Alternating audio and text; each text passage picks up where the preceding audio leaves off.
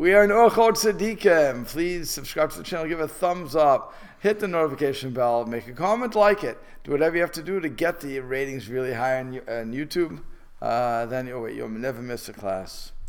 Okay, we are on page 275. And we're at the gate of mercy. Right. It says there are different types of mercy, one very distant from the other. The mercy of a father to a son. This is the mercy which comes from the nature of all living creatures such as dogs, animals, and birds, which are merciful to their young. Rabbi Yachin says, the author did not mean to compare humans to animals, for humans have pity for animals have pity for the young out of instinct, and that instinct is always active. Humans, on the other hand, have the power of choice, bechira, allowing them to choose to be compassionate or cruel. Perhaps the author means that the feeling of pity for one son is innate. It is easier to choose to be compassionate. So that's how he wants to say it. Because, again, we have free choice. The animals do not. Animals, by instinct, care about the young. We choose to care about our young. We can also choose not to care about our young. However, if a man is merciful to his children in the same manner that animals are merciful to theirs, his mercy is not superior. The mercy of a master to his servant and of a man to a neighbor from whom he expects some gain is very commendable in the trait of mercy, nevertheless occupies a place in his heart. And he says, for whom he expects a gain, some gain, he is therefore really having pity on himself and not on others. However, even though he has ulterior motives, the author is saying that there's still merit because he is cultivating his trait of mercy. And again, we have the concept of lo lishma, bo lishma. You don't do it for the sake of heaven, you'll come to do it for the sake of heaven. So even though you have a reason for this person to be to have compassion, it's still, you should do it. There's nothing wrong with it.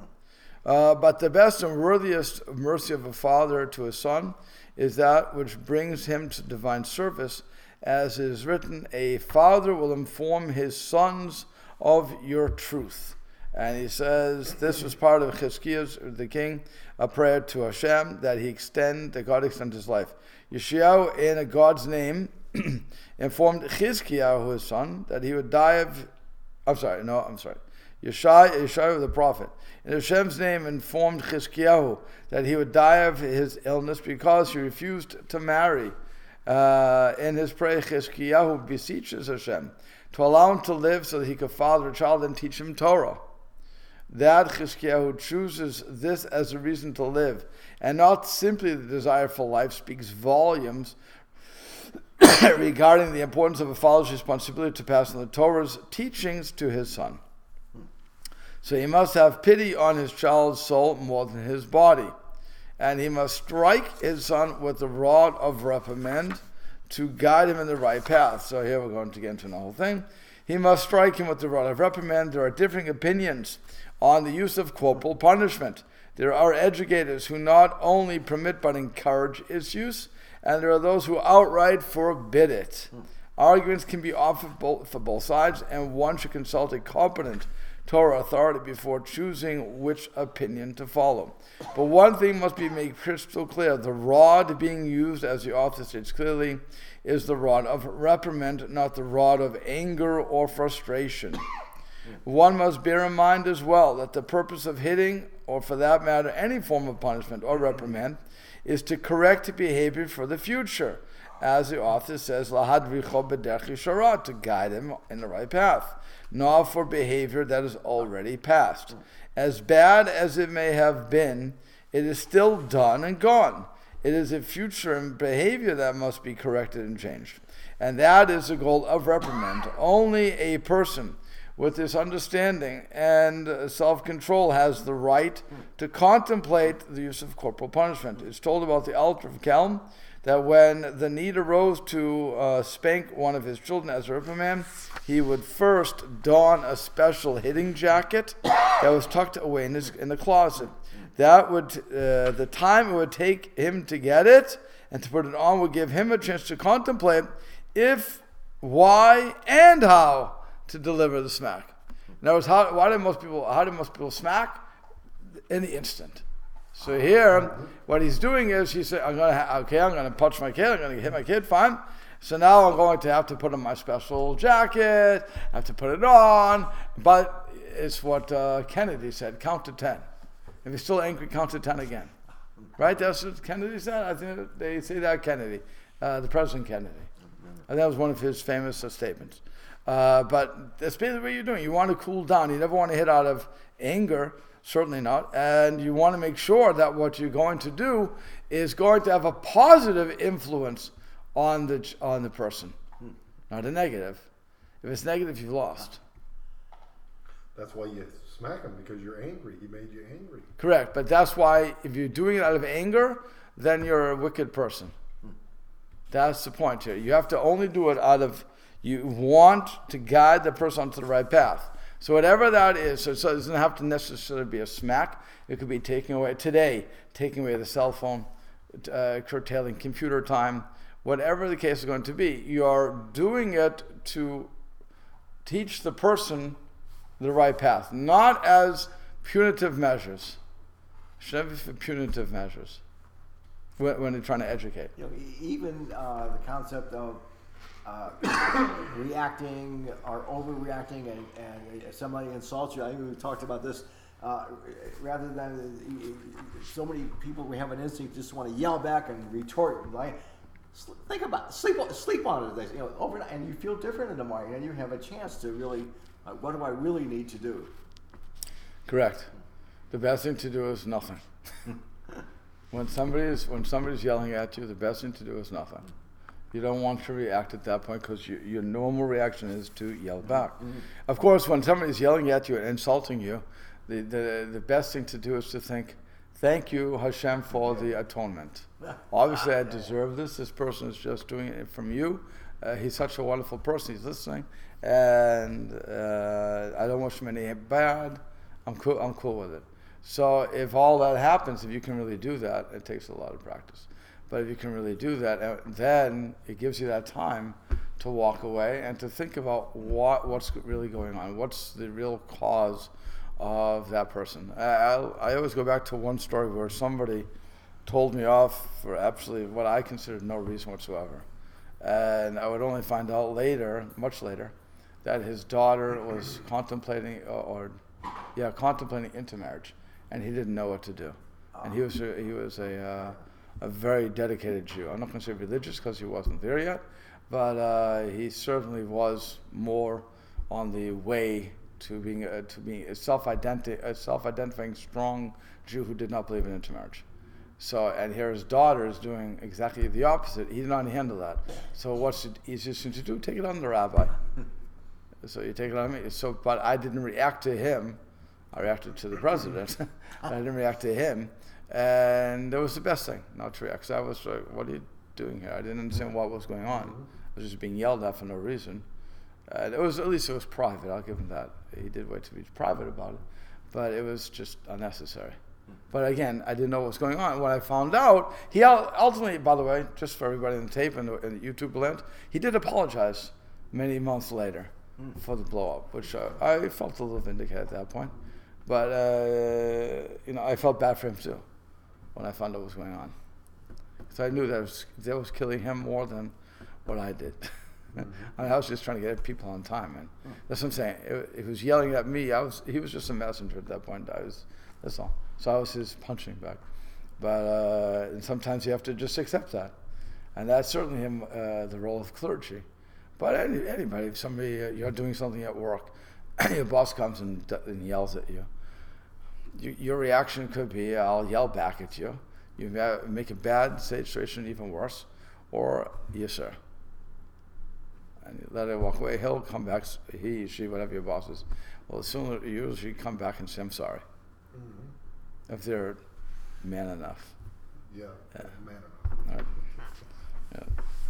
That goes for, when I say man enough, it's the man or the woman. Exactly. If they're adults, they're going to realize that was improper, and they should go back and apologize. And there's no harm to go back and say, I'm sorry, I shouldn't have done that.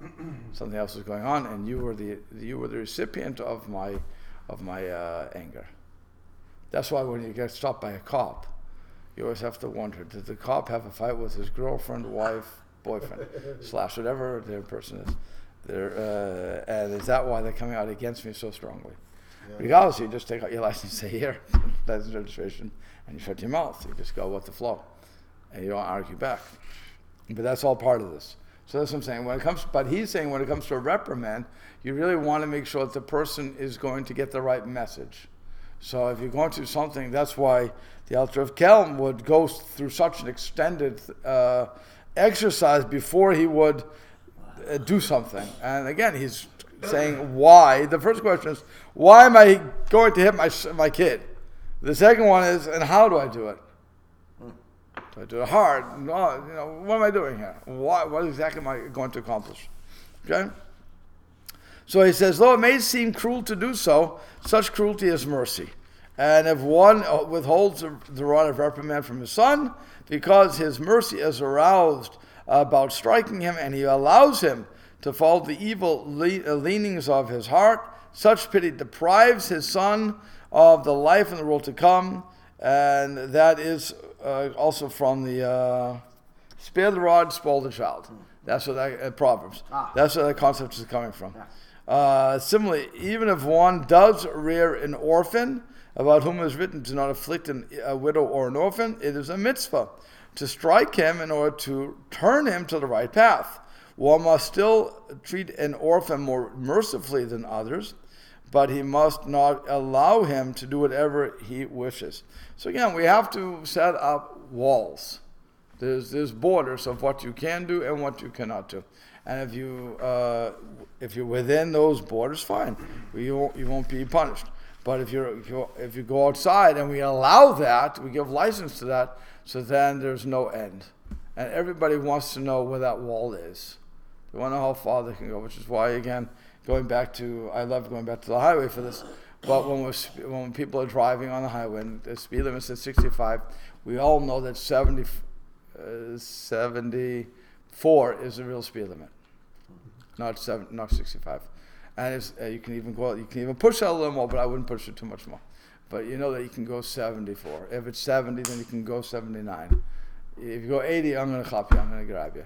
But if you do 79, again, this is an unwritten law, but we know we can get away with it as long as we're not swerving or doing anything wrong. Okay? And yet, with all that, when we see the cop, or we hear his ways say, police ahead, we slow it down.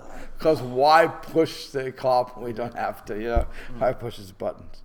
But nonetheless, that's what I'm saying. You don't want to go past that. So we don't slow down. Another thing that's also interesting is, again, I don't remember this law. I'm sure it's written, but if the car is stopped, you're supposed to go into the other lane. If a car is in the breakdown lane. Oh, on the highway, yeah. On the highway, you are supposed to. Certainly, if there's police there, you're supposed to go to the middle lane. You shouldn't go on or slow down. Move away. Or slow down. Yeah. Now, I'm sure it's written. Like I said, I have to assume it is written, but I don't remember ever seen that law. And so I was once pulled over for that. But because I didn't slow down. I was going speed limit, by the way. I wasn't going 79, I was going speed limit. And I still got pulled over. He said, you didn't slow down. I was thinking, how do you know? I didn't argue with him because it's not worth arguing. Yeah. But I wanted to, how do you know I didn't slow down? You didn't shoot anything at me. You don't know how fast I was going. You can judge how fast I was going, but you have no record of how fast I was going. Behind you? No, he was standing. What happened was he pulled somebody over. The cop pulled somebody over. And so then I passed, but in that lane, in the slow lane. You? He came after me. I was like, wow. He asked me, do you know what you did wrong? I have no. Interstate or city street? 80. No, it's on 80. I said, sir, I know I wasn't speeding. I really don't know what I did this time. So he said, you saw me in the break. You saw me the car in breakdown. I said, yes, sir, I did. And did you slow down? So I self-incrimination. I said, I was going speed limit. Why would I slow down? So he said, the law is you have to slow down or change lanes. And you could have changed lanes. I said, I never heard that law. I'm sorry. Interesting. Oh. He didn't give me a ticket, by the way. He gave me a warning. It's okay. You saw that, But it was, when anybody else who pulled me over, obviously he was having a bad day. But he felt bad at the same time, I guess. He must have just finished his transaction. Otherwise, why would he come running out to you? Yeah. Just to move a point. I don't know. Wow. I would let this guy know what he did. Yeah. But like I said, it was crazy. But you sometimes run into that. Yeah. Interesting. But again, it was. I have to say one thing for him, because he did that. Now I know what the law is, and now I specifically will pull over the way or slow down. Yeah, in other words, if you have room to change lanes, right, otherwise slow down. Right. So now I know it. I'm not into breaking the law, so now I do it. Yeah. So that was the correct reprimand, by the way. That's the correct reprimand. You pull me over, tell me what I did wrong, let me go with a warning, don't do it again. Fine. Yes, sir. Thank you very much. And that happened 10 years ago. Wow. I still remember it. Wow. Yeah. Yes, it was 10 years. You weren't here yet. No, but I would think that stays with you because of the image of the police and that aura that they give, because they are known for doing more than just giving you warning. So if every reprimand they gave was just a warning, they wouldn't have that. I'm not arguing that, but he could have given me a ticket, yes. Right. He decided he didn't have to because he saw I was sincere. I really was sincere. I had no idea. And I didn't argue with him. If you want to give me a ticket, give me a ticket. But he saw that all he needed to do was give me a reprimand, and he didn't go beyond that. Right. So that's what I'm saying. That's the power of a reprimand, or the rod, if you will. It doesn't have to be a physical rod. It doesn't have to be anything physical. It could be something as simple as, I just need to get you back on the right track. Right. So you're a law-abiding citizen. You have no tickets. Of course, they check that out really quickly. You have no record, so I'm going to take your word for this. Unlike if I would have a rap sheet as long as my arm, so then I would have gotten a stick and probably arrested for it. I got all that language from the TV. he has raps as long as his arm.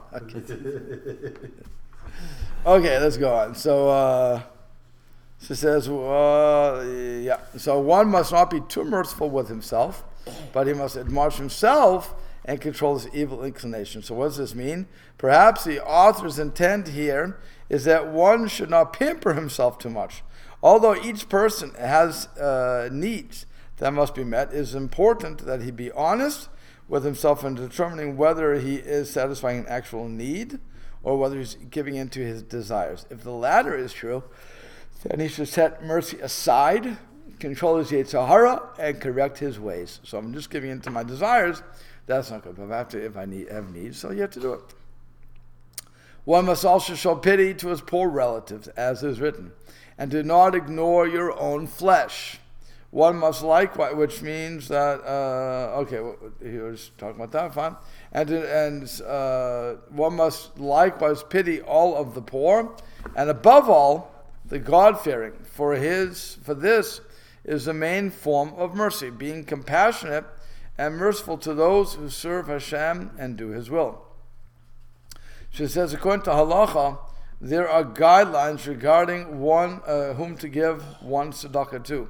For example, the impoverished Torah scholar takes precedence over a simple pauper. One should nevertheless give to anyone who asks. We are expected to emulate the ways of Hashem, who gives to anyone and everyone, as is written, Noten lechelem v'chol basar, He gives bread to every creature. And Rachamav al chol masav, and it says His compassion is over all of His works. Yet those who support individuals who toil in Torah are considered to have brought the first fruit, the Bikurim, into the Beis HaMikdash, to the temple. So we have a big thing to support Torah scholars, but nonetheless, if somebody comes for money, while you don't have to give all of your money, and we're not saying to give that, but you shouldn't send them away empty-handed either. If they're already at the level that they're asking you, so you should try your best to give them something. And again, you get into the whole question of are they buying drugs and this and that and the other thing. I can't answer all those questions, but it's interesting in that in the 15th century, I'm sure they had drunkards, but it wasn't, normally when people were coming around, it wasn't because they wanted a drink. It's really because they were desperate. So today, whereas people are sick and desperate, I'm not sure what the halach would actually say about that. It's an interesting question. Because again, a lot of people today are going for the drugs and the booze. And so by giving to them, I'm aiding and abetting in their destruction. So that's not so good either. You have a story of the person who brought the woman to the restaurant, bought the donut and the coffee, and then she threw the donut away and because she really wanted to drink. So you really have those questions, and sometimes we have, again, misplaced mercy, but we want to give them and we think they're going to change, and really we're just hurting them. So because it's a really hard question that we all have to have a judgment call on that. And every moment, what do I do? And the worst thing is because when I walk past them and I don't give anything, I'm teaching myself to be cruel. So I'm hurting myself too. So again, those are the situations you have to think about. There was, way back in my very first job out of high school before I went back to school. So I had a downtown job, and I parked in a parking lot a few blocks away because it was a lot. You didn't make much money back then, but I wore a suit for this job. I was working in a little retail store, and so this guy, a beggar, I didn't know when he approached a man, probably 35, 40-ish, I think that now, approached me and asked me if I could spare a nickel for food or for bread, whatever it was. And so I just, that's the first time I've ever been approached by anybody. And so I just reached, I pulled out a pocket full of change. It was probably 40 or 50 or 60 cents. I gave it to him. That's a lot of money back then. This guy's eyes lit up, and I think he was sincere. I think he was really desperate for food. And his eyes just lit up. He just couldn't. He asking for nickels and dimes. That's the dollars. Okay. Yeah. But there are mercies which are worse than cruelties, such as being merciful to the wicked and strengthening them. There's a great stumbling block in elevating the wicked and supporting them, and putting down the good and despising them. So he says, the Rabbeinu Yonah lists 4 negative results from honoring the wicked. 1, it causes a desecration to the Torah and divine service. Number 2, it leads others to follow in their wicked ways. Number 3, it causes those who associate with the wicked to be punished, even though they don't behave that way. And number 4, finally, it causes the honor of men of truth to be lowered. According to Mishlei, Rabbeinu Yonah says that only after the downfall of the wicked will the honor of the righteous succeed. And he says, and about this the Torah writes, do not pity him and do not have compassion or cover up for him. And he says, although the Torah says, Lo tamar adam reach, even though it says you do not stand idly while your fellow's blood is being shed, this is an exception. So it says, after referring to the Haskalah, the Enlightenment movement as treifa, unkosher, Rav Shach was asked why he rendered a decision on an issue of treifas, of whether something is kosher or not, when he would normally forward such a question to local court. He responded that the only time he would pass on such questions was if there was a suffix, a question of doubt. But in this case, there is no doubt. To my mind, he said, they are a treifa. And so, again, sometimes is kind to be cruel, where the question comes to you and says, okay, the person is doing something wrong, so I have to say what the person is. And it's not a matter of worrying about what's going on. This guy is clearly a wicked person. He's going to get other people, he's going to cause other people to stray. So if I show compassion, it's going to be giving him license to do what he's doing. So Rav Shach in that case said, no, I can't do that. I have to come out strong and say this is absolutely unacceptable. Okay, so there are times when you have to do that. One must not pity the poor man in judgment, as is written, to not favor a poor man in the quarrel, that one not pervert just judgment because of the poor man's hardship. And what happens there is, he explains the charity and the compassion being shown to this person, poor person, are a fraud. In their hearts, these people are really cruel, playing on the unfortunate person's feelings of gratitude. And what really happens is, let's say you have a poor person, and he goes into a court case. You're the judge. And so you know really that the poor person is wrong. But you want to support the poor person. So you say to the rich person, or the defendant, you say, guilty. You have to pay him. And so after so he has to pay. He pays up, very nice. Then you tell the rich guy later, by the way, I want to know something. Really, you were innocent. I know you're innocent. I know it was all a scam. But he was poor. And you have a mitzvah to support the poor people. So I gave them money. That's 100% wrong. Justice is justice. You have to do the justice. I have to make sure if you're guilty, you're guilty. If you're innocent, you're innocent.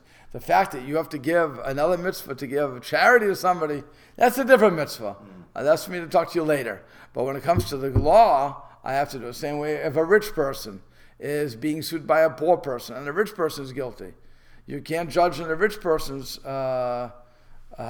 favor, saying, how could I embarrass him? I'll tell him later that you were wrong and you should give the money. No, again, justice is justice. You have to pursue justice. And it doesn't matter if the guy is going to be embarrassed. Tough luck. You did something wrong. So now you're going to have to pay. Okay. So again, we don't look at whether a person is rich or poor when rendering judgment. We look at the case. And like I said, when it comes to tzedakah, when it comes to all these other things, so then you have to, that's a different mitzvah. Deal with that later. Okay? And there is mercy which is like cruelty, such as giving charity to a poor man and afterwards pressuring him by saying, I gave you such and such. You should toil for me and do whatever I ask of you. Because everybody knows there's no such thing as a good deed. Right? For everything. I was just talking to somebody who said, but to being nice, to do this, I said, there's no such thing as a free lunch. Every single free thing comes with a price. Everything has a price. So right now you can get the free thing, but sooner or later they're going to call their ticket in. Yeah. Nobody does anything for free, and that's what we're saying here. So about this is written, and the mercies of the wicked are cruel. So and one must also pity animals, because it's forbidden to cause pain to living creatures. So here he says like this, Rabbeinu Yonah says that man must emulate Hashem, just as Hashem shows compassion to all his creatures, like we said before. We say it every day, twice, 3 times a day. His compassion is over all his creatures. And so Rav Mordechai Gifter once saw a frog in the middle of the road. He stopped oncoming traffic, bent down, picked it up, and carried to safety. Okay, I don't think I would do that, but actually, I know I wouldn't, because I don't pick up frogs from my pool. I put them in a net, and put them out. At the same time, this should by no means be confused with the controversial issue of animal rights, which sometimes conflicts with human rights. A competent Torah authority should be consulted regarding such issues. I'll give you an interesting thing about this. It says you can't cause pain to living creatures, right? Yeah. In other words, cruel children used to put firecrackers or M80s into frogs and blow them up. That is just downright cruelty. Or cutting off meat from the animal because you want to have a steak, but you still want the animal to live. Or castrating an animal. We're not allowed to castrate. Non-Jews and Jews alike are not allowed to castrate. You can't fix the animal. Yeah, you're not allowed to. Now what happens is some people do it. I mean, you go to the vet and they do it for you. But really it's against the law. Against Jewish law, against the laws of Bnei Noach. I asked about that in Chicago, because we got a male cat, I guess it was, and I forget, I asked whatever rabbinic authority it was about that, because I knew that they do that preemptively, and so the question I asked was, the place we were getting it from, I says, when do I take ownership of that cat? When you come to pick it up and all the work has been done already, fine. It's not mine. They're doing it. Oh, so right. So the end. I'm not arguing on. Yeah. I'm not arguing if you can buy one. What I'm saying is you can't have it done. Right. For you. Once you own the animal. Right. Yeah, So that's it. And on top of it, like I said, though, a non-Jew also isn't allowed to castrate. That's interesting. So what happens is, well, how's it happening? Asking? No. So somewhere along the line, somebody's breaking the law. Yeah. Right. No, 100%. You're breaking the law. But what happens is, if somebody does it and then the animal is there, so then you can certainly take care of the animal. You can buy the animal, you can take care of it. But you can't give it to a non-Jew knowing that they're going to catch it and then you're going to take ownership of it again. That you can't do. But if it's already been castrated, again, it's something to do with you. They didn't castrate it for you. Right. They castrate it for whatever reason. So now, if you go to the pound or whatever where you get these things, the cats from, or the dogs, so then, okay, you can take it. Because they do that as a matter of course. That's their. The reason you're not supposed to do it is because they're here to populate themselves, to repopulate. And if you're going to castrate everything, they can't repopulate. But, okay, so that's one thing. You can't do that, right? That's living, painful living each creature. But, you want to hear something interesting? When it comes to experimentation that's going to help humans, They can do it. then you can do it. Because animals are here to serve mankind. So that is within the confines of Jewish law, that I can do an experiment with the rats and all these things. I can do that. Cancer research. The cancer research, again, it's going to kill them and all these sad things that go with it, but it's for the betterment of the human, so that they're expendable for. I also can kill them to eat them. I have to slaughter them properly in Jewish law, but nonetheless, they're for my benefit. So it's not, and that's why what he's saying, this last part where he says the animal rights, as when it conflicts with our rights, the animals aren't equal to us. Even though we're all animals, it's fine, tremendous, but we're still the superior animal in this situation. So everything is only created for us. And now if you come from science, it was all a mistake. There's no creation story here. So as a result, that's why we just happened to get up on two legs and walk. Okay. And there was all a mistake and so on and so forth. Blah, blah, blah, blah, blah. I'm not getting into the whole science of it. But the point is that that's where Peter's coming from. And we're coming from a whole different side. So yes, there are animal rights in that I can't needlessly torture the animal. And as a matter of fact, I have to feed the animal before I feed myself. That's something important too. If you have a dog, cat, or whatever animal, a horse, cow, you have to feed them first before you eat. You can't eat if they're still hungry. That's unacceptable. So we have to take care of them first because that's our responsibility. As long as it's domestic, if it's really us. I'm not talking about birds where you throw stuff to that. They can wait for you to eat. But if I have, like every morning with my fish, I put fish food in first, and then I can eat my cereal. Because I'm responsible for them. That's it. That's a halacha. That's Jewish law. Because I can't torture them like that. Now, not that they're going to see me eating my Cocoa Puffs and say, chutzpah you have. Where's mine? Huh? Where's mine? Where's mine? But that's what the animal, that's what he's saying here. Okay. Let me just finish this section. About this, the Torah says, you shall surely lift them, the fallen animal, up with him. And one must feed his animal before eating himself, as I just said, as is written, and I will give grass in your field for your animals. Follow by, and you will eat and be satiated. Okay, that's where it's going from. The trait of mercy is a sign of the seed of Avraham Avinu, Abraham our father, the seed of Israel, as is written, and he will give mercy to you and be merciful to you, and he will multiply you. Therefore, everyone should accustom himself to speak of his words softly and in graciousness and mercy. In praying too, he must make his supplication, and a man receives great reward in speaking mercifully into the heart of a poor man. Many know about the mitzvah of giving charity and its reward, but do not know about the greatness of the mitzvah of words. For have not our rabbi said, one who gives a pruta, a small coin to a poor man is blessed with 6 blessings, but one who appeases him with words is blessed with 11. Therefore, in speaking, one must clothe himself in righteousness to speak to the poor man's heart.